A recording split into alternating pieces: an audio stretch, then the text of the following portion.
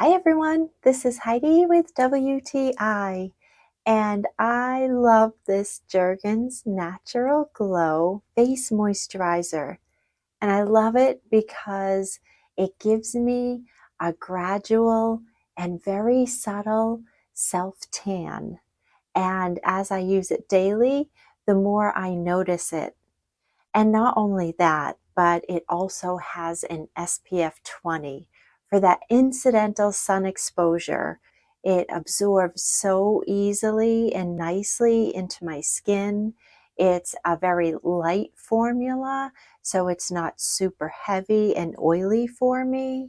And the scent is beautiful. I love how my skin feels when I use it, and it just goes on so easily. I just put a little dot in my fingertips and apply it over my cleansed skin.